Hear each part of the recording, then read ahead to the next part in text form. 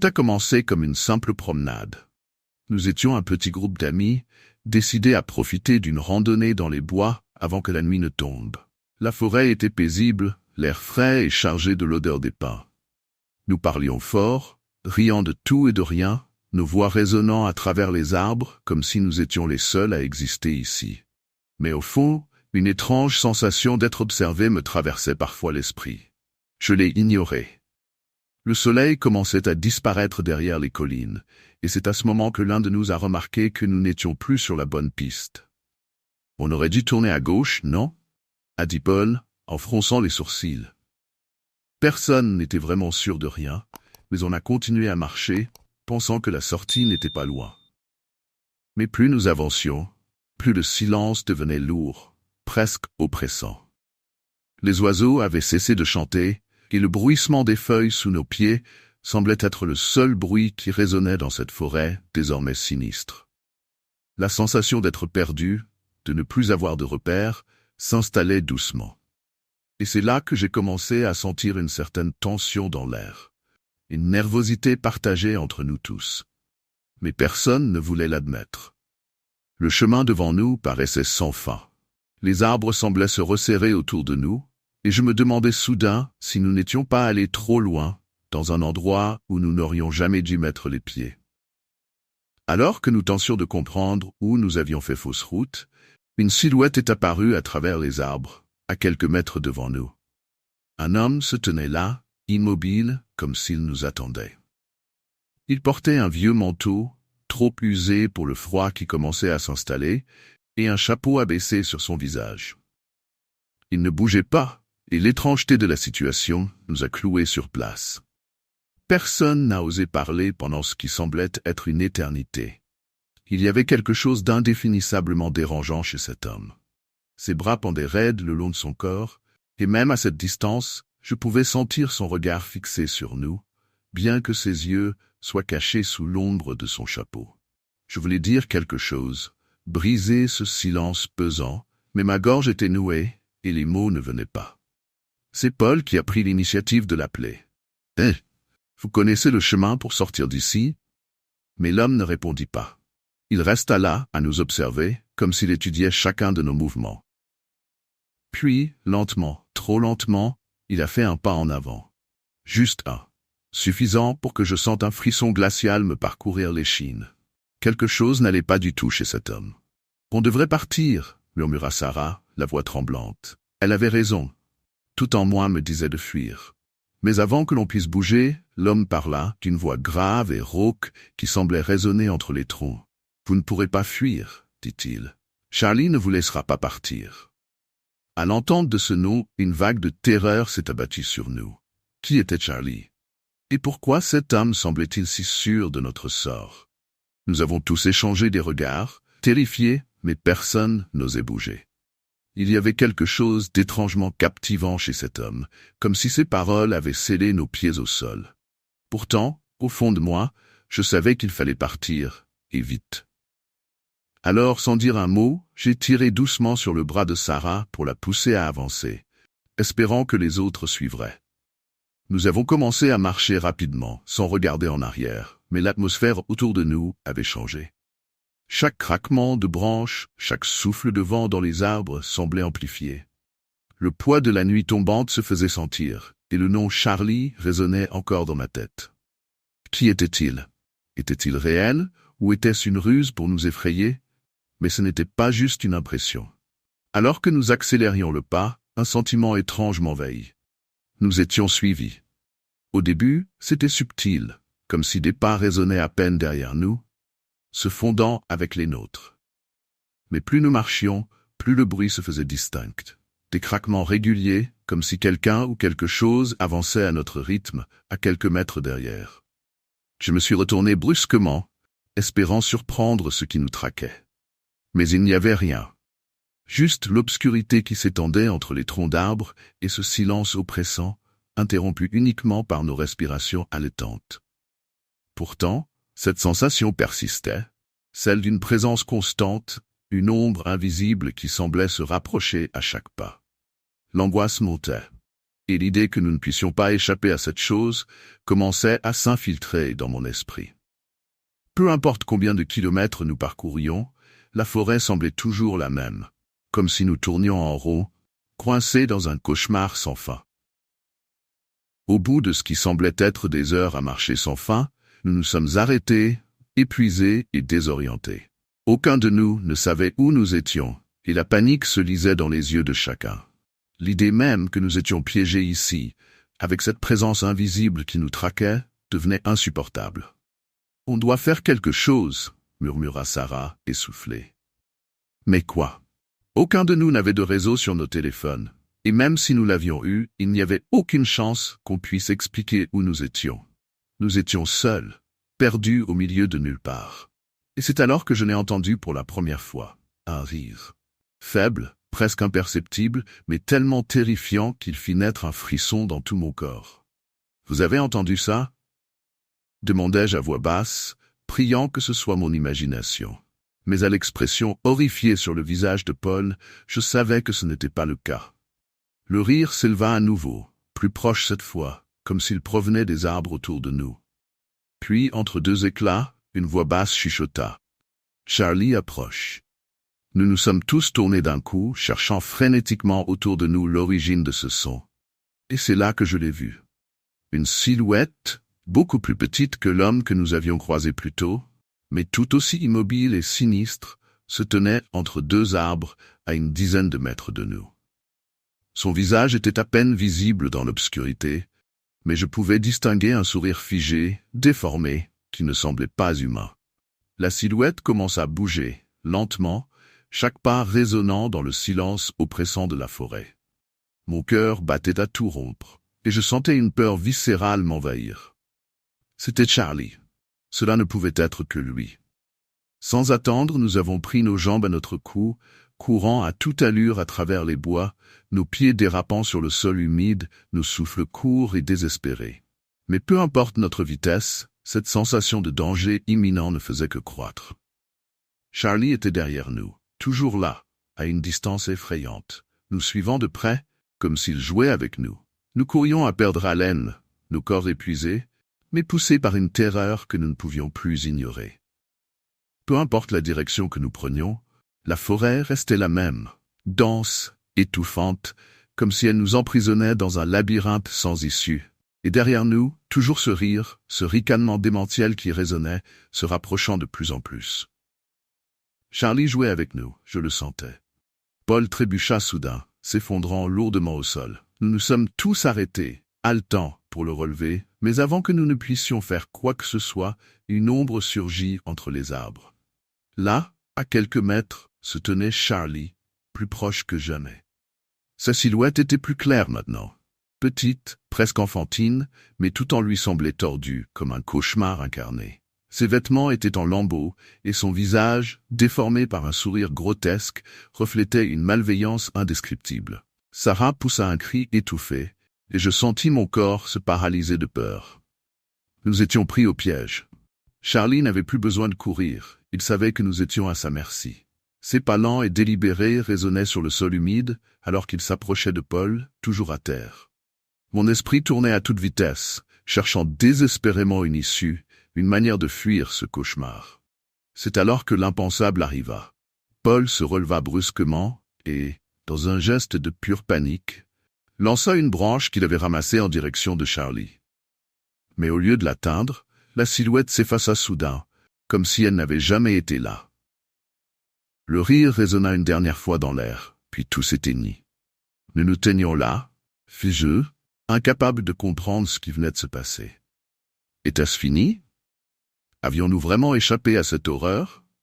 Mais quelque chose dans l'air me disait que ce n'était pas la fin. Que Charlie n'était pas parti, mais qu'il continuait à nous observer, quelque part, dans l'obscurité. Sans un mot, nous avons repris notre chemin, marchant silencieusement, épuisés et terrifiés, jusqu'à ce que nous finissions par retrouver une route. Mais ce soir-là, aucun de nous n'a pu oublier ce rire, ni ce sourire effrayant qui nous hantait encore, bien après avoir quitté la forêt. Parce que, au fond de moi, je savais une chose avec certitude. Peu importe où nous allions, Charlie était toujours là, quelque part attendant son prochain jeu. Je me souviens de cette soirée où tout a commencé par une simple envie de m'évader. La journée avait été longue, épuisante, et je ressentais le besoin pressant de m'éloigner du bruit incessant de la ville. J'ai donc pris la direction de la plage, ce coin tranquille que j'avais découvert quelques semaines plus tôt. Il n'y avait personne, juste l'immensité du sable fin, le va-et-vient régulier des vagues et ce silence apaisant que j'avais tant cherché. Le soleil descendait à l'horizon, teintant le ciel de nuances orangées et roses. Je marchais, les pieds s'enfonçant légèrement dans le sable humide, les pensées dérivant sans réel but. C'était ce moment de calme que j'attendais, une pause dans le tumulte de la vie quotidienne. Mais tout a basculé lorsque je l'ai vu. Au début, je n'y ai pas prêté attention. Ce n'était qu'un petit objet noir, à moitié enfoui dans le sable, comme tant d'autres débris qu'on trouve sur une plage après une marée. Mais quelque chose m'a poussé à m'approcher. En m'accroupissant, j'ai réalisé qu'il s'agissait d'une vieille caméra. Une de celles avec des cassettes, qu'on n'utilise plus depuis des décennies. Elle était rouillée par endroits, recouverte de sable et d'algues séchées, mais encore étrangement intacte. Je l'ai ramassée, l'examinant sous la lumière mourante du soleil. Un sentiment d'inconfort m'a envahi, comme si cette caméra n'aurait jamais dû être là, comme si elle portait en elle un secret oublié. Sans vraiment comprendre pourquoi, je l'ai glissée dans mon sac. Peut-être était-ce la curiosité, peut-être un simple instinct. Mais à ce moment-là, je ne pouvais pas savoir que cette découverte allait changer ma vie à jamais. De retour chez moi, je n'arrêtais pas de penser à cette vieille caméra. Quelque chose dans son apparence usée et abandonnée me hantait. J'ai passé des heures à la nettoyer, à enlever le sable incrusté dans les interstices et à tenter de la faire fonctionner. Elle semblait être d'une autre époque, une relique perdue depuis longtemps. Finalement, contre toute attente, j'ai réussi à l'allumer. L'écran s'est illuminé d'un faible éclat vert, vacillant, comme si l'appareil se réveillait d'un long sommeil. À l'intérieur, il y avait une cassette. Mon cœur s'est accéléré un peu. Qui aurait laissé une caméra, encore fonctionnelle, avec une cassette à l'intérieur, enterrée sur une plage déserte? Ma curiosité l'a emporté sur l'appréhension. J'ai inséré la cassette dans un vieux lecteur que j'avais gardé au grenier, relié à une télévision. Le bourdonnement léger de la bande défilant dans le mécanisme me semblait presque anormal dans le silence de ma maison. Les premières images étaient floues, tremblantes, comme si la personne qui filmait n'arrivait pas à tenir la caméra stable. On voyait un groupe de jeunes gens, riant, jouant sur une plage, probablement la même où j'avais trouvé la caméra. Leur insouciance était palpable, les éclats de rire résonnaient à travers l'écran. Puis quelque chose a changé. La caméra a brusquement basculé, pointant vers l'horizon. Une forme lointaine, floue et indistincte apparaissait au bord de l'eau, à peine visible dans le crépuscule. Un silence étrange a envahi la scène, comme si le vent et les vagues s'étaient soudainement tus. La caméra a continué à filmer, se fixant sur cette silhouette, mais personne ne semblait la remarquer. Un frisson m'a parcouru l'échine. Il y avait quelque chose de profondément dérangeant dans cette scène. Le soleil, dans la vidéo, semblait se coucher, mais l'atmosphère devenait de plus en plus lourde. Les jeunes continuaient à s'amuser, inconscients de l'étrange présence à l'arrière-plan. Mais moi je ne pouvais pas détacher mon regard de cette forme indistincte, comme si elle m'appelait silencieusement à travers l'écran. À mesure que la vidéo avançait, l'ambiance devenait de plus en plus oppressante. Les rires des jeunes avaient disparu, remplacés par un silence pesant. La caméra, pourtant entre les mains de quelqu'un, semblait être attirée, presque obsédée, par cette silhouette sombre à l'horizon. À ce stade, je n'étais même plus sûr de ce que je voyais. Était-ce une personne? Une ombre? Elle restait là immobile, juste au bord de l'eau, tandis que la mer, étrangement calme, léchait doucement le rivage. Soudain, la scène a changé. La caméra a fait un mouvement brusque, comme si celui qui la tenait venait de trébucher ou d'être bousculé. Des voix paniquées ont commencé à se faire entendre, coupées par des cris confus. L'image a tremblé, floue, tournant dans toutes les directions. On pouvait apercevoir des éclats de lumière, des pieds courant sur le sable, des visages déformés par la terreur. Le groupe, si insouciant quelques minutes plus tôt, était maintenant en proie à une panique inexplicable. C'est là que je l'ai entendu pour la première fois. Un murmure, presque imperceptible, comme un souffle à travers les haut-parleurs de la télévision. Au début, je pensais que c'était un défaut de la bande, un bruit parasite dû à l'âge de l'enregistrement. Mais plus j'écoutais, plus ce murmure devenait distinct. Des mots, des phrases décousues, incompréhensibles, mais empreintes d'une urgence malsaine. C'était comme si quelqu'un essayait de communiquer à travers la vidéo, implorant de l'aide, mais incapable de formuler des mots clairs. Puis la caméra s'est stabilisée de nouveau. Elle montrait l'océan, noirci par la nuit qui tombait, et la silhouette avait disparu. Mais avant que je puisse comprendre ce qui se passait, l'image a viré au chaos. La caméra s'est mise à bouger frénétiquement, comme si elle était arrachée des mains de celui qui filmait.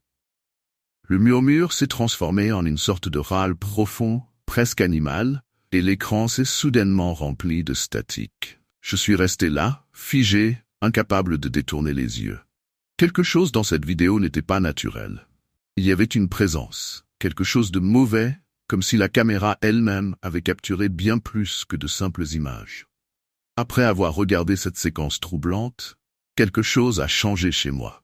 Ce n'était pas seulement la peur que j'avais ressentie en visionnant la vidéo, mais une impression plus profonde, plus sinistre.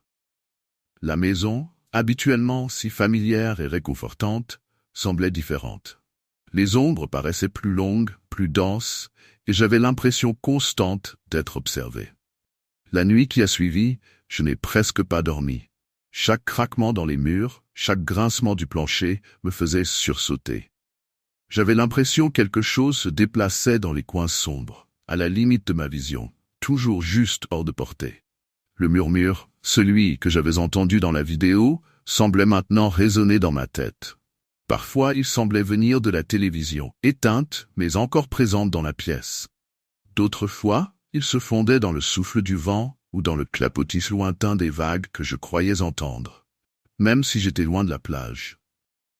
Ce sentiment d'oppression s'est intensifié lorsque, le lendemain, j'ai voulu effacer la vidéo de mon lecteur. Rien n'y faisait. Que ce soit en débranchant l'appareil, en retirant la cassette, ou en essayant de l'écraser sous mes pieds, la vidéo persistait. À chaque fois que je rallumais la télévision, l'image revenait, montrant encore et encore ces mêmes scènes. La plage, les jeunes, la silhouette à l'horizon. Je me suis rendu compte que cette vidéo ne voulait pas être oubliée. Elle semblait s'accrocher à moi, à ma maison, comme une présence invisible mais indéniable. Même la caméra que j'avais ramenée de la plage dégageait une aura étrange. Je pouvais jurer qu'elle émettait un faible bourdonnement, presque imperceptible, comme si elle était vivante, ou pire, comme si elle capturait encore quelque chose autour de moi. La situation a pris une tournure encore plus inquiétante lorsque j'ai commencé à voir des ombres, des silhouettes floues dans ma propre maison, similaires à celles de la vidéo. Elles étaient là, tapies dans les coins, se mouvant dans les reflets des fenêtres, disparaissant dès que je tentais de les regarder directement. J'étais piégé. La vidéo, la caméra, tout cela avait apporté quelque chose avec elle. Une présence, une force que je ne pouvais ni comprendre, ni combattre, et qui s'immisçait dans ma vie, se nourrissant de ma peur. Les jours suivants ont été un véritable cauchemar. La sensation de présence dans ma maison ne faisait que grandir, et ma peur atteignait des sommets que je n'avais jamais imaginés possibles. Les ombres n'étaient plus seulement des impressions fugaces dans les coins de mon regard. Elles étaient bien réelles, se mouvant dans chaque pièce, se rapprochant de moi, comme si elles attendaient le moment où je serais trop épuisé pour résister. Je ne pouvais plus dormir. Chaque fois que je fermais les yeux, je les voyais. Ces silhouettes indistinctes, semblables à celles que j'avais vues sur la plage dans la vidéo. Elles me hantaient, silencieuses, se glissant dans mes rêves pour les transformer en terreur nocturne. Et le murmure. Ce murmure, il ne s'arrêtait jamais. Peu importe où j'allais dans la maison, il était là, chuchotant des choses que je ne pouvais comprendre, mais que je sentais profondément malveillantes. Un soir, j'ai tenté de fuir. J'ai pris ma voiture, décidé à quitter cette maison, à laisser la caméra et tout ce qui s'y rattachait derrière moi. Mais en conduisant, je me suis rendu compte que je ne pouvais pas échapper à ce qui me suivait. Dans le rétroviseur, je voyais ces ombres, toujours là, présente même à l'extérieur. Le murmure, lui aussi, persistait, malgré le bruit du moteur, malgré la radio que j'avais mise à plein volume pour tenter de l'étouffer. J'ai fini par m'arrêter au bord de la route, désespéré. Je ne pouvais pas fuir. Quelque chose s'était attaché à moi. Et peu importe où j'allais, cela me suivait. C'est alors que j'ai compris que la caméra, la vidéo, tout cela n'avait jamais été destiné à être trouvé par hasard. Elle avait été laissée là pour attirer quelqu'un, pour attirer moi. C'était pas un simple objet oublié dans le sable, mais un piège. Et maintenant que j'étais pris, il n'y avait plus d'échappatoire.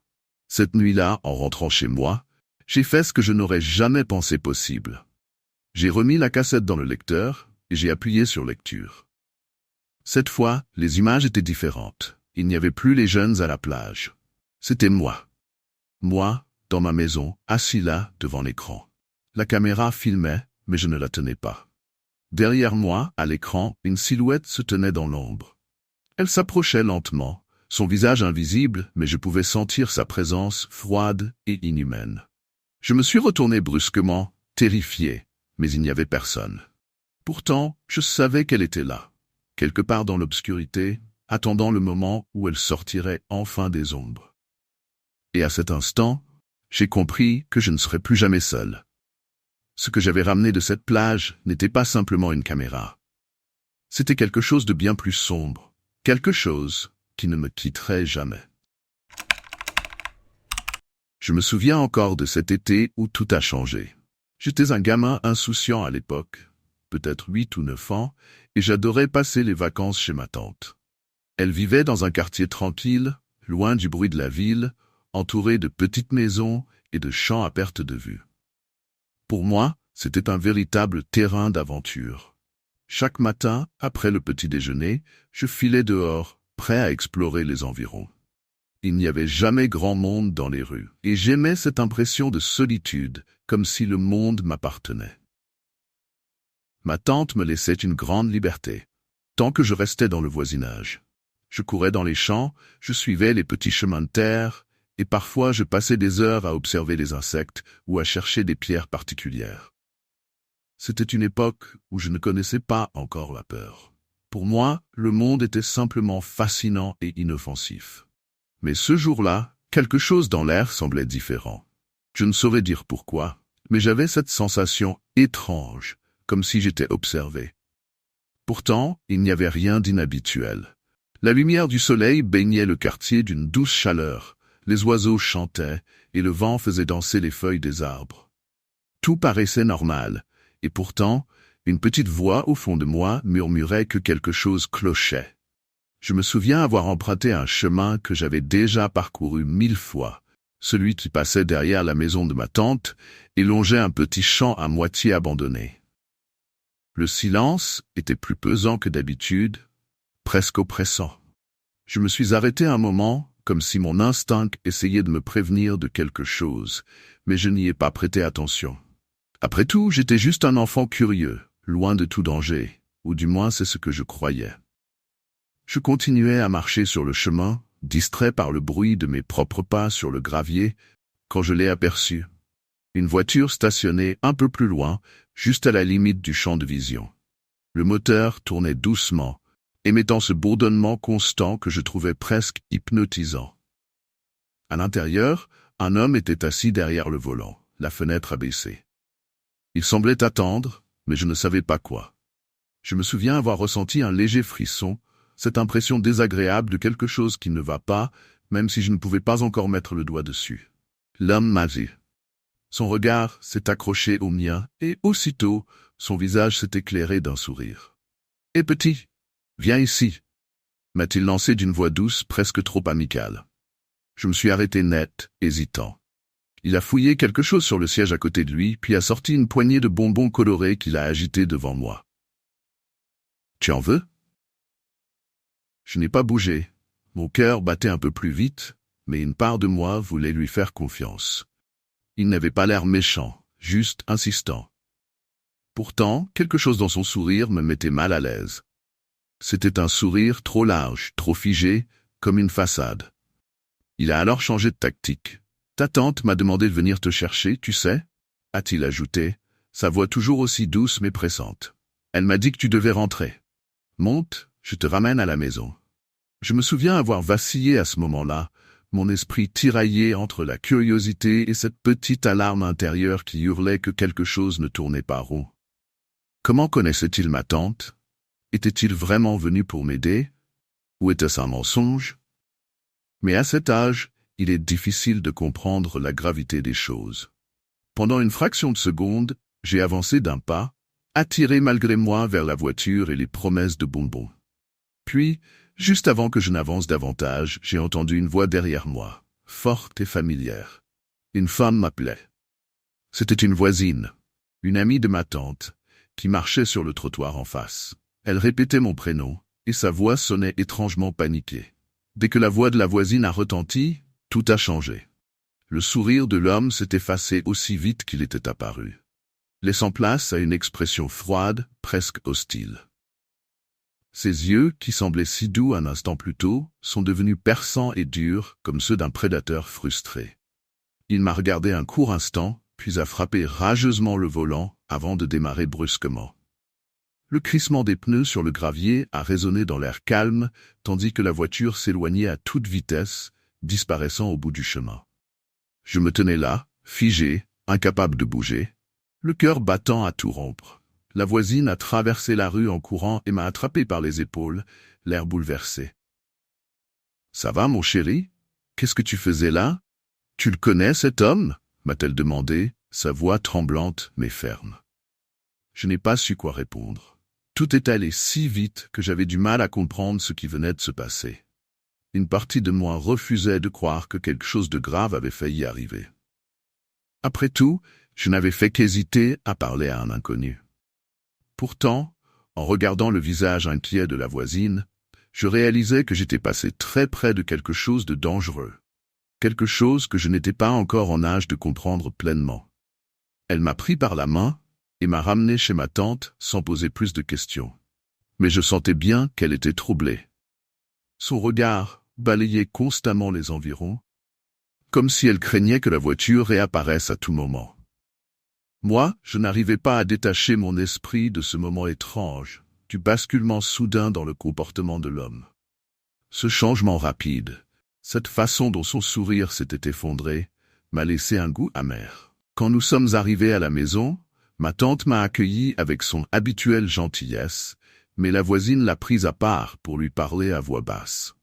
Je ne savais pas ce qu'elle se disait, mais je voyais l'inquiétude se peindre peu à peu sur le visage de ma tante. C'est à ce moment-là que j'ai commencé à comprendre que je n'avais pas simplement évité une rencontre ordinaire. J'étais passé tout près d'un véritable cauchemar. Ce n'est que des années plus tard, alors que j'étais déjà adulte, que j'ai vraiment compris ce qui s'était passé ce jour-là. L'événement m'était toujours resté en tête, comme une énigme non résolue. Parfois, je repensais à cet homme et à son sourire faux, et une étrange sensation de malaise me parcourait. Ce n'est qu'en discutant avec ma tante, bien plus tard, que les pièces du puzzle ont commencé à s'assembler. Elle m'a raconté qu'à l'époque, plusieurs enfants avaient disparu dans les environs. Les habitants du quartier étaient en alerte, mais personne n'avait vu ou entendu quoi que ce soit d'anormal. Des rumeurs circulaient sur une voiture suspecte repérée près des écoles et des parcs, mais personne n'avait pu fournir une description précise du suspect. En entendant ces histoires, un frisson glacé a parcouru mon échine. La voiture, le sourire forcé de l'homme et son insistance à me faire monter. Tout cela correspondait trop bien. Ma tante m'a avoué que la voisine qui m'avait sauvé ce jour-là avait aussi fait un signalement à la police. Elle pensait que quelque chose n'allait pas et avait bien fait de suivre son instinct. Cependant, malgré les signalements, le suspect n'avait jamais été retrouvé. Il avait disparu comme s'il n'avait jamais existé, laissant derrière lui un sentiment de peur diffuse dans le quartier. Je me souviens de ce moment où la réalité m'a frappé de plein fouet. J'avais été à un souffle d'être kidnappé. Si la voisine n'avait pas été là, si elle avait décidé de rentrer quelques minutes plus tard, je ne serais peut-être jamais rentré chez moi. Cette pensée m'a hanté pendant des jours après cette conversation. Le pire dans tout ça, c'était de savoir que cet homme était peut-être encore en liberté. quelque part. L'idée qu'il ait pu continuer à traquer d'autres enfants après moi me donnait des sueurs froides. Ce n'était pas simplement un mauvais souvenir d'enfance. C'était une ombre persistante, une menace qui, malgré les années, semblait toujours rôder dans l'arrière-plan de mon esprit. Aujourd'hui encore, cette expérience me hante. Il suffit d'un détail anodin, le bruit d'un moteur qui ralentit derrière moi, un sourire trop insistant, ou même le son d'une voix douce, pour que je sois ramené à ce moment précis.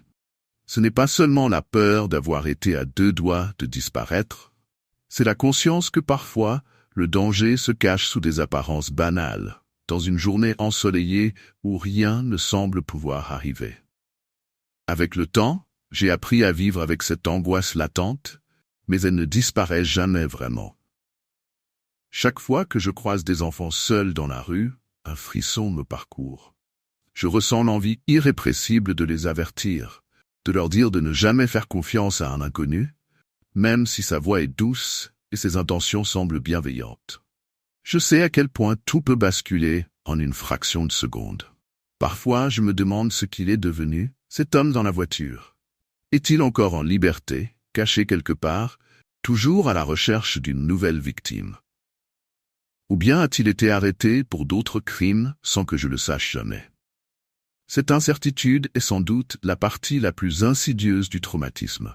L'idée qu'il n'y aura jamais de véritable conclusion, seulement des questions sans réponse qui flottent dans l'obscurité. Il m'arrive aussi de me demander ce qui se serait passé si j'avais fait ce pas de trop vers cette voiture. À quoi ressemblerait ma vie aujourd'hui, ou si je serais encore en vie, tout court? Ces pensées sont comme des fantômes qui reviennent me hanter quand je suis seul, tard dans la nuit. Elles me rappellent que le mal rôde parfois tout près, silencieux et patient, prêt à frapper quand on s'y attend le moins. Au fond, ce qui me terrifie le plus, ce n'est pas ce que cet homme aurait pu me faire. C'est la facilité avec laquelle il aurait pu m'emmener, la banalité apparente du mal qui se cache dans des gestes ordinaires. Et surtout, c'est la conscience que des histoires comme la mienne ne se terminent pas toujours bien. Je suis l'un des chanceux, mais d'autres n'ont pas eu cette chance. Et cette pensée, elle, ne me quitte jamais. Ce matin-là, je ne sais pas vraiment pourquoi, j'ai décidé de marcher jusqu'au travail. D'habitude, je prends toujours le métro, rapide, efficace, prévisible. Mais aujourd'hui, j'avais envie de quelque chose de différent. Peut-être était-ce l'air frais, ou juste cette envie soudaine de m'éloigner du bruit habituel. Les rues étaient familières, mais à mesure que j'avançais, j'ai commencé à remarquer de petites choses étranges. D'abord, une boutique au coin de la rue que je ne me rappelais pas avoir vue auparavant. C'était une vitrine sombre, avec des objets poussiéreux exposés, des montres à gousset, des vieilles photographies jaunies et une lampe à huile fissurée. Le panneau au-dessus de la porte était à moitié effacé, illisible. J'ai hésité un instant, intrigué, mais j'ai finalement continué mon chemin. Alors que je marchais, j'ai eu une curieuse sensation, comme si quelqu'un me suivait du coin de l'œil. Je me suis retourné plusieurs fois, mais il n'y avait que des passants ordinaires, plongés dans leur routine quotidienne. Rien d'alarmant, mais une sorte de frisson s'est installé dans mon dos. Une impression subtile mais persistante que quelque chose était légèrement décalé. Le trajet jusqu'au travail, en théorie, ne devait pas durer plus de 20 minutes. Pourtant, il m'a semblé que je marchais depuis bien plus longtemps. Le ciel avait changé de couleur plus vite que prévu, comme si le temps lui-même s'accélérait. Chaque pas que je faisais renforçait cette impression dérangeante de marcher dans une version légèrement altérée de mon propre quartier. Lorsque je suis enfin arrivé devant le bâtiment de mon bureau, quelque chose me dérangeait encore. Tout semblait à sa place. Les voitures garées devant, la façade de l'immeuble, les visages familiers dans le hall. Pourtant, je n'arrivais pas à me débarrasser de cette impression que j'avais franchi une frontière invisible, comme si, en choisissant ce trajet inhabituel, j'avais ouvert une porte vers quelque chose que je ne pouvais plus refermer. Dès mon arrivée au bureau, j'ai senti que quelque chose n'allait pas. Mon ordinateur, que je laisse toujours en veille, était éteint. Les dossiers sur mon bureau, que j'avais préparés la veille, avaient disparu. Au début, J'ai pensé que j'avais peut-être mal rangé quelque chose dans la précipitation, mais plus je cherchais, plus le malaise grandissait. Mes collègues semblaient agir normalement, mais il y avait quelque chose d'indéfinissable dans leur attitude. Quand je les saluais, certains mettaient une fraction de seconde de trop avant de répondre, comme s'ils avaient besoin de se rappeler qui j'étais. Une collègue m'a même demandé si je me sentais bien, comme si je n'avais pas été là la veille, alors que j'avais passé toute la journée en réunion avec elle. En milieu de matinée, alors que je répondais à des emails, une chose étrange s'est produite. Un message que j'étais sûr d'avoir envoyé la veille était revenu dans ma boîte d'envoi, comme si je ne l'avais jamais expédié. Et les réponses que j'attendais n'étaient nulle part. Plus j'insistais pour retrouver ces échanges, plus il devenait évident que ces messages n'existaient tout simplement pas, comme s'ils avaient été effacés de la réalité. Au déjeuner, je suis sorti pour me changer les idées, mais en longeant la rue, je me suis arrêté net. La boutique mystérieuse que j'avais remarquée ce matin avait complètement disparu. À sa place se trouvait une épicerie banale que je connaissais bien. Pourtant, je ne pouvais pas m'empêcher de me souvenir distinctement de cette vitrine poussiéreuse, des objets anciens et de ce panneau effacé. De retour au bureau, les bizarreries ont continué. À plusieurs reprises, j'ai trouvé mon téléphone allumé sans que je l'ai touché. Les heures ne concordaient pas. Mon ordinateur indiquait midi passé, mais l'horloge murale affichait 11h30. Ce n'était pas grand-chose, juste une série de petits détails. Mais ils s'accumulaient, comme un puzzle dont les pièces ne correspondaient plus. L'après-midi avançait et une question commençait à me hanter. Avais-je réellement vécu la veille ou quelque chose avait-il glissé imperceptiblement dans le tissu de ma réalité? Lorsque je me suis installé à mon poste, la première chose qui m'a frappé fut le désordre sur mon bureau. Les papiers que j'avais soigneusement triés la veille étaient éparpillés, et un dossier essentiel que je me rappelais parfaitement avoir laissé à droite de l'écran avait disparu. Pourtant, personne ne semblait y avoir touché. Je me suis connecté à l'ordinateur, mais un étrange message d'erreur est apparu. Dernière connexion, il y a 3 jours. 3 jours? C'était impossible. J'étais là à ce même bureau, la veille encore. J'ai vérifié le calendrier, parcouru mes emails, et tout était brouillé. Des événements que je pensais récents apparaissaient antérieurs, et d'autres, pourtant marquants, avaient complètement disparu de mon agenda.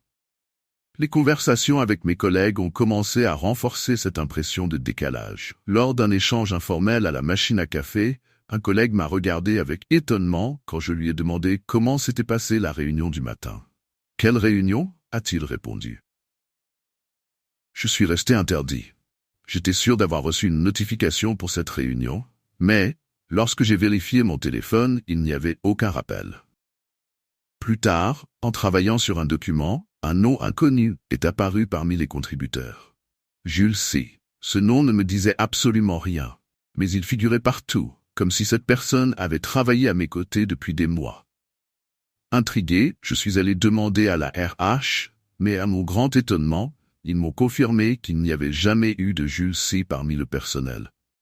Pourtant, son nom était inscrit dans chaque fichier sur lequel j'avais travaillé. À la pause de midi, j'ai voulu sortir un peu pour prendre l'air. Mais à peine avais-je franchi la porte du bureau que le monde extérieur m'a semblé légèrement différent. Les passants avaient des visages familiers, mais leurs expressions étaient vides, comme des acteurs répétant un rôle sans émotion. Le ciel, quant à lui, était d'un gris uniforme, sans nuance ni lumière. Au retour, j'ai jeté un dernier regard vers l'endroit où se trouvait ce matin la boutique poussiéreuse.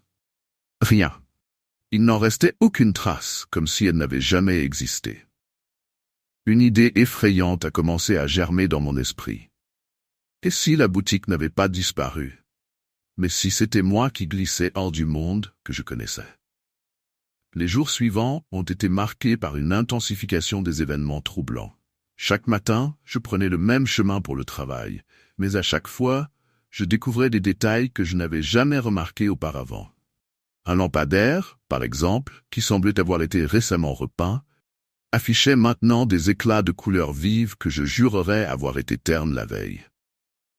Le jardin d'un voisin, habituellement bien entretenu, était devenu un fouillis de mauvaises herbes et de fleurs fanées. Il ne semblait pas y avoir de transition, juste un brusque changement, comme si le temps avançait sans que je m'en rende compte. Au bureau, les anomalies devenaient de plus en plus perturbantes. Je suis entré dans la salle de réunion pour une présentation, mais lorsque je me suis assis, j'ai remarqué que le tableau blanc était déjà couvert de notes manuscrites. Des idées que je ne reconnaissais pas. Mes collègues semblaient les discuter comme si c'étaient les miennes. J'ai commencé à questionner mon propre rôle, me demandant si j'avais raté des réunions ou si j'avais été absent d'un moment clé. Les conversations entre collègues devenaient de plus en plus floues. Parfois, je les entendais murmurer mon nom dans un coin de la pièce, mais quand je me rapprochais, ils changeaient de sujet, me regardant avec des yeux qui trahissaient une compréhension que je ne partageais pas. C'était comme si j'étais devenu un étranger dans ma propre vie. Un intrus dans un monde qui continuait à fonctionner sans moi. Un après-midi, alors que je prenais une pause à l'extérieur, j'ai remarqué une silhouette familière au bout de la rue. C'était Clara, une amie d'enfance que je n'avais pas vue depuis des années. Elle était assise sur un banc, absorbée par un livre. J'ai ressenti une bouffée d'affection à la vue de son visage, mais lorsque je me suis approché, elle a levé les yeux et m'a regardé avec une expression d'horreur. Avant que je puisse dire quoi que ce soit, elle s'est levée et a fui, disparaissant dans une ruelle. Désorienté, je me suis tourné pour la suivre, mais tout ce que j'ai trouvé, c'était un groupe de gens qui se pressaient contre le mur, murmurant entre eux. J'ai essayé de les interroger, mais ils ne semblaient pas m'écouter. Ils m'évitèrent des yeux, comme si j'étais devenu invisible, un fantôme errant parmi les vivants. C'est alors que je me suis rendu compte que ces événements étranges, ces petites perturbations de ma réalité, n'étaient pas simplement le fruit de mon imagination. Quelque chose d'inquiétant se tramait, et je commençais à comprendre que je n'étais pas seulement en train de perdre mes repères. Je perdais mon identité, et personne autour de moi ne semblait le réaliser. Alors que je tentais de rationaliser tout ce qui se passait, un événement bouleversant s'est produit qui a fait voler en éclats les derniers vestiges de ma tranquillité. Un soir, après une journée particulièrement troublante, j'ai décidé de rentrer chez moi plus tôt, désireux de trouver du réconfort dans la familiarité de mon appartement. Cependant, en arrivant, j'ai trouvé ma porte entr'ouverte, un détail qui m'a fait frémir. Je suis sûr de l'avoir fermée à clé. En entrant, l'air était chargé d'une tension palpable. Mon appartement semblait inchangé, mais une sensation d'angoisse m'a envahi. J'ai parcouru les pièces, scrutant chaque recoin à la recherche d'un signe d'intrusion, mais rien ne paraissait déplacé. Toutefois, une petite chose m'a frappé. Sur ma table basse, il y avait un livre que je ne reconnaissais pas, avec une couverture ornée d'un symbole étrange. Je l'ai feuilleté, découvrant des notes en marge écrites à la main. Les phrases étaient décousues, évoquant des rêves étranges, des rencontres avec des ombres et des pertes inexplicables. Mon cœur s'est serré en lisant des phrases comme « Il sait quand tu es là ». Chaque mot semblait résonner avec mes propres expériences, mes propres craintes, comme si l'auteur avait plongé dans ma tête pour en extraire mes pensées les plus sombres. Puis, une sonnerie de mon téléphone a interrompu mes pensées. C'était un numéro que je ne connaissais pas. En décrochant, je n'entendis que des respirations lourdes. J'ai essayé de parler, de demander qui était là, mais la ligne était silencieuse. Mon estomac s'est noué, alors que la pièce autour de moi semblait se rétrécir. Soudain, un bruit résonna derrière moi. Je me suis retourné pour voir une silhouette floue se dessiner dans l'ombre de ma chambre. Mon cœur s'est emballé. Était-ce une hallucination? J'ai hésité, puis je me suis approché, les jambes tremblantes. Quand j'ai ouvert la porte, il n'y avait rien. Juste le silence et le bruit lointain de la ville qui continuait sa course, insensible à mon tourment. Mais à ce moment-là, j'ai compris une vérité déchirante. J'étais devenu une proie. Je n'étais pas seulement observé, mais j'étais dans une réalité que je ne contrôlais plus. Les petites anomalies, les disparitions, les visages familiers qui avaient pris une teinte d'inquiétude, tout cela n'était pas une simple coïncidence. Je suis rentré dans le salon, le livre toujours à la main, et en le feuilletant à nouveau, j'ai réalisé que chaque note était un appel à l'aide. Une mémoire des personnes qui avaient perdu quelque chose d'inestimable et qui n'étaient jamais parvenues à le retrouver. Mon cœur s'est serré à l'idée que je pouvais être le prochain dans cette sombre collection de récits. Dans cet instant de lucidité, j'ai compris que ce que j'avais perdu ne pouvait jamais être retrouvé. Les jours suivants, mon angoisse s'est intensifiée, chaque moment devenant un combat contre l'obsession croissante de découvrir ce qui m'arrivait. J'ai décidé d'explorer les souvenirs flous qui hantent mon esprit, déterminé à comprendre l'étrangeté qui m'entoure. Avec le livre en main, j'ai commencé à enquêter sur les événements décrits, espérant y trouver des indices. Je suis retourné à l'endroit où j'avais vu Clara, pensant qu'elle pourrait avoir des réponses. Le parc était le même, mais cette fois-ci, j'étais seul. Après une recherche vaine, une idée désespérée a germé dans mon esprit. Peut-être que je devais plonger plus profondément dans le mystère qui semblait m'engluer. J'ai décidé de me rendre dans ce qui était devenu le symbole de ma détresse. La boutique que je croyais avoir disparu. En parcourant les rues, j'ai remarqué des signes que je n'avais jamais vus auparavant. Des affiches à moitié déchirées, des graffitis obscurs qui évoquaient des rituels anciens. Mon cœur battait la chamade, un mélange d'excitation et de peur. En atteignant l'emplacement, un frisson glacé m'a traversé. L'endroit était exactement là, bien que je sois sûr de l'avoir vu disparaître. Je suis entré dans la boutique, où une odeur de moisi et de vieux livres m'a immédiatement frappé. L'intérieur était sombre, éclairé uniquement par la lumière vacillante d'une bougie au fond de la pièce. Les murs étaient couverts d'objets hétéroclites, et au centre, un vieux miroir se tenait majestueusement, orné de motifs anciens.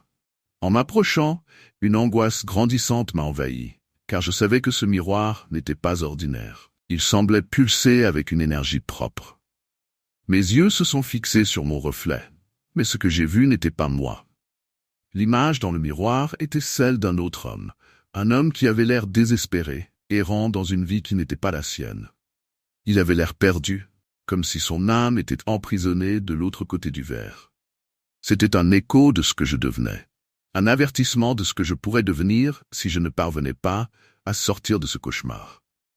Un murmure, à peine audible, a résonné dans la pièce, répétant des mots que je n'arrivais pas à comprendre. Je me suis senti attiré, comme si le miroir me promettait une vérité, une clé pour déverrouiller le mystère de ma perte. Mais en tendant la main vers la surface glacée, une douleur soudaine m'a traversé, et j'ai réalisé que ce que je cherchais était bien plus terrifiant que je ne l'avais imaginé. Mon reflet a commencé à sourire, mais ce n'était pas moi qui souriais. C'était cet homme perdu, cet inconnu qui avait pris ma place, s'accrochant à l'existence que j'avais délaissée. Dans un éclair de lucidité, j'ai compris que j'avais perdu non seulement mon identité, mais aussi mon essence, mon droit d'être. Le miroir n'était pas simplement un objet. C'était une porte vers une réalité où j'étais devenu un spectre, une ombre se glissant parmi les vivants, tandis que mon moi véritable errait dans un espace au-delà de la compréhension. En un instant, tout est devenu clair. Je ne pouvais pas retrouver ce que j'avais perdu. Ce n'était pas un objet, mais une partie de moi, effacée par le poids de ces événements. L'horreur de cette réalisation m'a submergé. Je n'étais pas simplement en train de vivre un cauchemar, je devenais le cauchemar. Je me suis éloigné du miroir, réalisant que je ne pourrais jamais revenir à la vie que j'avais connue. Les ombres m'enveloppaient, et je savais que j'étais condamné à errer pour l'éternité, un spectateur désespéré de ma propre disparition. Lors d'une de mes promenades nocturnes, une habitude que j'avais prise pour tenter de calmer mes nerfs, je l'ai vue pour la première fois. Elle se tenait immobile au milieu de mon jardin, à peine éclairée par le faible halo des lampadaires. Sa silhouette se découpait dans l'obscurité, mince et silencieuse comme une statue abandonnée. Elle me tournait le dos, la tête légèrement inclinée sur le côté, comme si elle écoutait quelque chose que moi, je ne pouvais percevoir. Un frisson glacé me parcourut l'échine dès que mes yeux se posèrent sur elle, une sensation de malaise si intense qu'elle semblait me couper le souffle. J'ai tenté de l'interpeller, ma voix tremblant dans l'air froid de la nuit. « Madame, tout va bien ?» Aucune réponse. Pas le moindre mouvement. Juste ce silence oppressant qui semblait avaler mes mots. Le temps semblait se dilater, et l'idée de m'approcher me paraissait à la fois irrésistible et terrifiante. Chaque pas que je faisais en sa direction était une lutte contre cette peur viscérale qui me nouait l'estomac. Quand je me suis décidé à franchir les derniers mètres, elle a disparu, comme un mirage qui se dissout dans l'air. Je n'ai pas vu ses jambes bouger, ni son corps s'évanouir dans la nuit. Elle n'était tout simplement plus là. Mon cœur battait à tout rompre, et je me suis retourné plusieurs fois sur le chemin du retour, incapable de me défaire de l'impression que quelque chose ou quelqu'un m'observait encore. Les jours suivants, je continuais à la voir, toujours au même endroit, à la même heure, comme un sinistre rendez-vous que je n'avais jamais souhaité. Elle restait plantée là, au milieu du jardin, immobile et silencieuse, me fixant de son regard vide. Chaque soir, je sentais une tension grandissante, un poids oppressant sur ma poitrine, comme si l'air lui-même se faisait plus lourd autour d'elle. À chaque nouvelle apparition, mon malaise s'intensifiait, et il devenait de plus en plus difficile d'ignorer cette sensation glaçante qui m'envahissait. Les événements étranges ne se limitaient pas à l'extérieur. À l'intérieur de la maison, les choses semblaient dérailler. Il m'arrivait de retrouver des portes grandes ouvertes alors que je les avais fermées à clé la veille. Parfois, je sentais un courant d'air froid balayer la pièce, même lorsque toutes les fenêtres étaient fermées. Et puis, il y avait ces bruits, ces pas qui résonnaient dans le couloir à l'étage, comme si quelqu'un se promenait chez moi en pleine nuit. Chaque fois que je montais pour vérifier, je ne trouvais rien. Juste le silence, encore plus oppressant que les sons eux-mêmes. Bientôt, la sensation d'être constamment observé devint insupportable. J'avais l'impression que la présence de la femme ne se limitait plus au jardin. Elle était là, quelque part, dans les ombres de la maison, et chaque soir, je redoutais le moment où j'apercevrais de nouveau sa silhouette pâle se découper dans l'obscurité. C'était comme si elle s'approchait peu à peu, franchissant chaque soir une nouvelle étape vers moi. Le comportement de la femme changea, et c'était de pire en pire. Maintenant, elle apparaissait plus près de la maison, presque à portée de main, et ses yeux semblaient me suivre. C'était comme si elle voulait que je sache qu'elle se rapprochait, inexorablement. Chaque soir, elle se tenait un peu plus près, et chaque fois que je la voyais, un froid glacial me traversait le corps, me paralysant sur place. Les choses à l'intérieur de la maison prirent également une tournure plus inquiétante. Les objets semblaient changer de place d'eux-mêmes. Des clés que j'avais laissées sur la table du salon se retrouvaient dans la cuisine, des livres se déplaçaient de l'étagère au sol sans aucune explication. J'entendais parfois des murmures indistincts, comme un souffle dans le vent, mais chaque fois que je m'approchais pour écouter, tout se taisait brusquement. Et puis, il y avait cette odeur étrange, un parfum de fleurs fanées qui imprégnait l'air sans raison apparente, me faisant frissonner à chaque fois que je le sentais. La situation empira au point que j'installai des caméras de sécurité dans le jardin, espérant enregistrer quelque chose, une preuve que je ne devenais pas fou. Mais, à ma grande frustration, les caméras semblaient échouer systématiquement durant ces apparitions. Les enregistrements montraient des images floues, des interférences inexplicables, ou, pire encore, des périodes de silence total, comme si le temps lui-même s'était figé. Tout cela me donnait l'impression que cette femme n'était pas simplement une intruse physique, mais quelque chose de bien plus sinistre, qui défiait toute logique. Décidé à comprendre ce qui se passait, je me lançais dans des recherches sur l'histoire de la maison et du terrain. Plus je fouillais, plus je découvrais des récits troublants remontant à des décennies. Il y avait des histoires de disparitions inexpliquées dans le quartier, dont celle d'une femme qui avait été vue, pour la dernière fois, non loin de ma propriété. Les journaux de l'époque mentionnaient son nom, mais les détails étaient vagues, presque comme si tout avait été délibérément étouffé. Elle s'appelait Élise, et elle avait disparu par une nuit d'automne, exactement comme les nuits où elle apparaissait dans mon jardin. Au fur et à mesure de mes recherches, j'appris qu'Élise avait été liée à d'étranges rumeurs, des murmures à propos de rituels et de présences invisibles.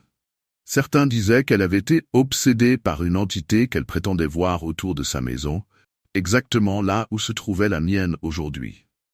Les pièces du puzzle commençaient à se mettre en place. Mais plus j'en découvrais, plus la peur grandissait en moi. J'avais la sinistre impression que, en déterrant ce passé, j'avais réveillé quelque chose qui ne voulait pas rester enfoui. Une nuit, alors que je scrutais l'obscurité depuis ma fenêtre, je l'aperçus de nouveau. Mais cette fois, elle était tout près, à quelques pas de la porte d'entrée. Son visage était enfin visible, baigné par la lueur froide de la lune. Il semblait flou, presque éthéré, comme une image déformée par l'eau. Ses yeux, fixes et vides, étaient braqués sur moi, et je sentis une vague de terreur me submerger. Une certitude s'imposa à moi, c'était ma dernière chance de comprendre ce qu'elle voulait. Je sortis en trombe, le cœur battant, pour la confronter une fois pour toutes. À mesure que je m'approchais, l'air se fit plus glacé, une froideur surnaturelle qui pénétrait jusqu'à mes os. Lorsqu'il ne restait que quelques mètres entre nous, je sentis une force invisible me retenir, comme si l'air lui-même s'épaississait pour m'empêcher d'avancer. La femme, ou ce qu'elle était, tendit la main vers moi, et une douleur intense m'envahit, comme si quelque chose tentait de s'emparer de mon esprit. Je voulus reculer, mais avant que je ne puisse bouger, je sentis un contact glacial sur mon épaule. Je me retournai d'un coup sec, et elle était là, juste devant moi, à quelques centimètres, son visage déformé par un rictus terrifiant. Elle murmura quelque chose, un souffle incompréhensible, mais qui résonnait dans ma tête comme une injonction venue d'ailleurs. Puis, d'un instant à l'autre, elle disparut, me laissant seul dans l'obscurité glaciale. Depuis cette nuit, rien n'est plus pareil. La sensation d'être observé ne m'a jamais quitté, comme si elle était désormais en moi, cachée dans les replis de mon esprit. Les phénomènes étranges continuent, et le parfum des fleurs fanées est toujours là, imprégnant chaque recoin de la maison. J'ai l'impression d'avoir franchi une frontière invisible, et je ne sais pas si je pourrai un jour revenir en arrière. J'avais besoin de m'éloigner de tout, de m'évader du brouhaha de la ville, alors j'ai décidé de partir en camping seul, dans un endroit isolé au cœur de la forêt. Il n'y avait personne à des kilomètres à la ronde. Juste moi, la tente et la nature sauvage. Le soleil s'était couché depuis quelques heures, et la nuit enveloppait les arbres d'une obscurité épaisse, seulement rompue par la lueur vacillante de ma petite lampe et le feu de camp qui crépitait doucement.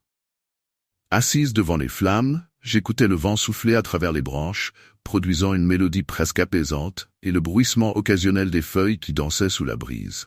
Cette solitude, je l'avais choisie. Je voulais ressentir cette sensation de liberté, loin des obligations et des bruits artificiels de la civilisation. Et si, tout semblait plus pur, plus réel. Pourtant, une étrange sensation s'insinuait en moi. Un léger malaise, comme si quelque chose n'allait pas.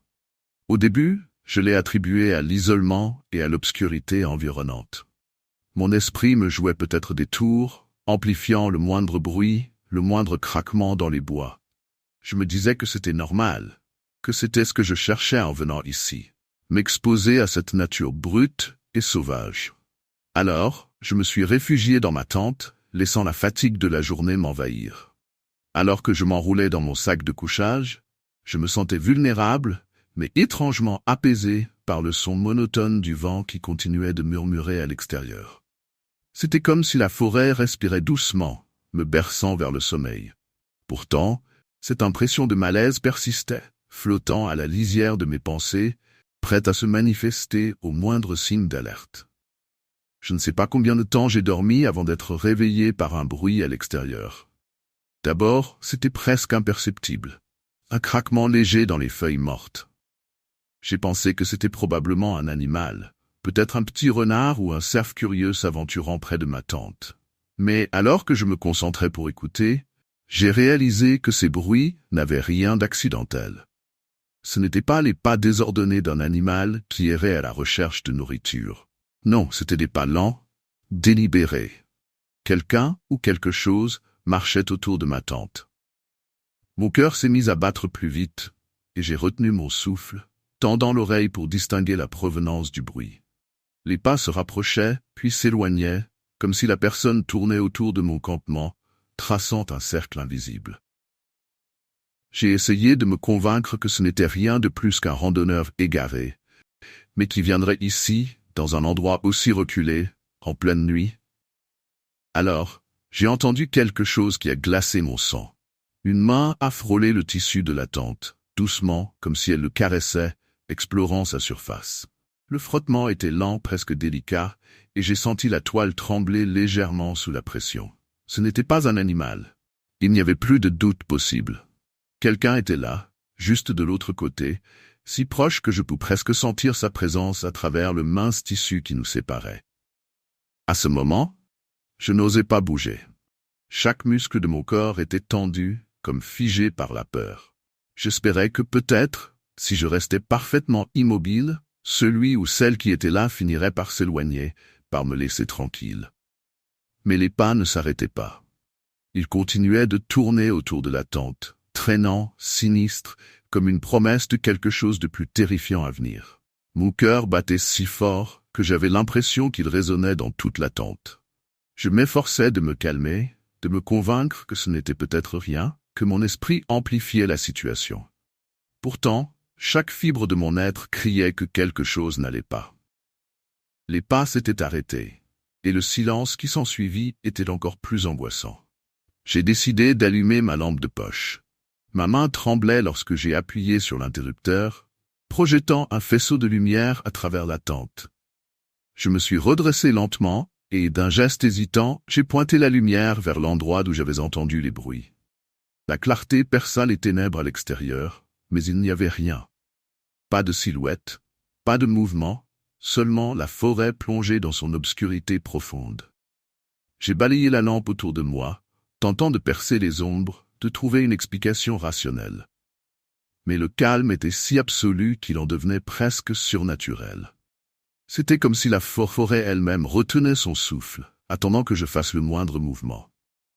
J'ai éteint la lampe, espérant que le noir me donnerait un semblant de sécurité, mais dès que l'obscurité m'a enveloppé à nouveau, j'ai entendu un nouveau bruit, plus proche cette fois. La main est réapparue sur le côté de la tente, appuyant avec plus de force, comme si elle cherchait à pénétrer à l'intérieur. J'ai crié, ma voix déchirant le silence de la nuit. « Qui est là? Partez, je vous en prie. » Mais il n'y a eu aucune réponse. Juste ce silence oppressant, alourdi par la menace invisible qui semblait rôder à quelques centimètres de moi. Je savais alors que je devais faire quelque chose. Rester ici, immobile, ne ferait qu'empirer les choses. J'ai attrapé la petite lame que j'avais apportée, la serrant si fort que mes jointures blanchissaient, et me suis préparé à sortir, à affronter ce qui m'attendait dehors. L'adrénaline pulsatillante dans mes veines m'a donné le courage dont j'avais désespérément besoin. Je me suis levé lentement, ma main tremblante tenant fermement la lame, alors que je prêtais attention à chaque son dans la nuit. Les bruits de la forêt, qui auparavant m'avaient semblé apaisants, résonnaient maintenant comme des échos de menaces. J'ai respiré profondément pour essayer de me calmer. L'air était frais et chargé d'une tension palpable. Chaque pas que je faisais vers l'ouverture de la tente était accompagné d'un sentiment de terreur et de détermination. Quand j'ai atteint la fermeture éclair, j'ai pris un moment pour réfléchir. Si quelqu'un se tenait juste à l'extérieur, j'avais besoin d'être prête. Je me suis préparé, puis j'ai tiré rapidement sur la fermeture éclair, ouvrant la tente avec un bruit déchirant qui m'a semblé briser le silence pesant de la nuit. La lumière de la lampe de poche s'est déversée à l'extérieur, illuminant l'obscurité. Mon cœur s'est arrêté un instant en scrutant les ombres dansantes des arbres, mais il n'y avait personne. Juste le souffle du vent. Prudente, je suis sorti de la tente, la lame tendue devant moi, mes sens en alerte. Mes yeux balayaient les environs, cherchant le moindre mouvement. Le sol était encore frais sous mes pieds, et l'odeur de l'humus et des feuilles mortes remplissait mes narines. Puis, tout à coup, je les ai vues. Des empreintes dans la terre meuble autour de ma tente. Elles étaient récentes, comme si quelqu'un avait circulé là, juste à côté de moi. Mon esprit commençait à imaginer toutes sortes de scénarios terrifiants. Qui avait été là? Pourquoi cette personne m'observait-elle? Avant que je puisse formuler une pensée cohérente, un bruit derrière moi me fit sursauter. Je me suis retourné, la lampe braquée vers la direction du son, et là, au milieu des arbres, une silhouette se tenait immobile. Je ne pouvais pas distinguer ses traits, mais je pouvais sentir son regard pesant sur moi. Mon cœur s'emballa à nouveau, et je réalisai avec horreur que je n'étais pas seul. La silhouette s'est ensuite déplacée lentement comme si elle m'invitait à la suivre, à m'enfoncer plus profondément dans la forêt. Mon instinct de survie a pris le dessus. J'ai décidé de fuir. Dans un élan désespéré, je me suis précipité vers ma voiture, les arbres se transformant en ombres menaçantes à chaque pas.